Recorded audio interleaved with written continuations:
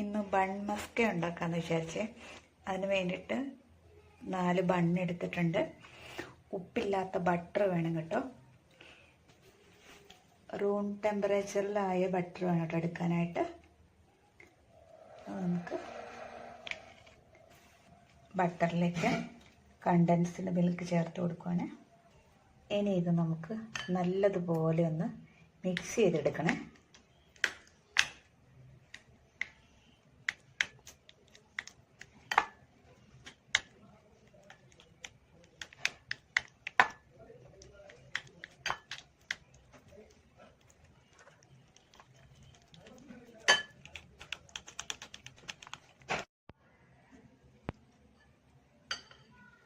ഇത് കണ്ടോ,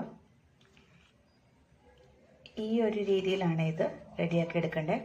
ഒരുപാടങ്ങ് ലൂസായി പോകരുത് കേട്ടോ, പ്രത്യേകം ശ്രദ്ധിക്കണേ. ഇനി നമുക്കിത്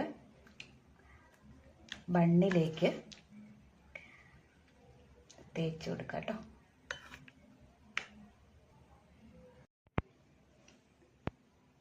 ബണ്ണ് ഇതുപോലെ 2ആയിട്ട് കട്ട് ചെയ്തെടുക്കണം കേട്ടോ. നമുക്കിതിലേക്ക് വെച്ച് കൊടുക്കാവേ.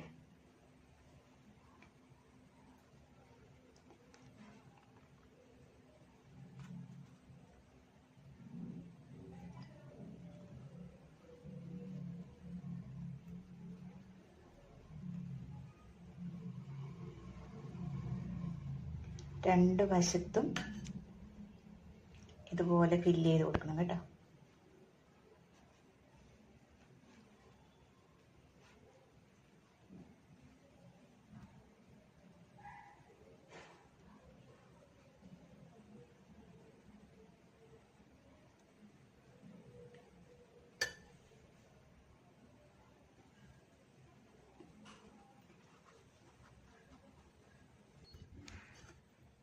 ഇനി നമ്മൾ കട്ട് ചെയ്ത ഈ സൈഡ് ഉണ്ടല്ലോ,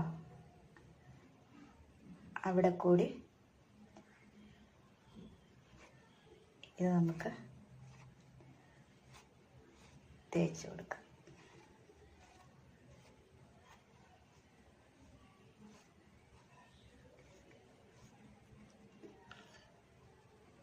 ആ കട്ട് ചെയ്ത ഭാഗത്തെല്ലാം ഇതുപോലെ ഫില്ല് ചെയ്ത് കൊടുക്കാം.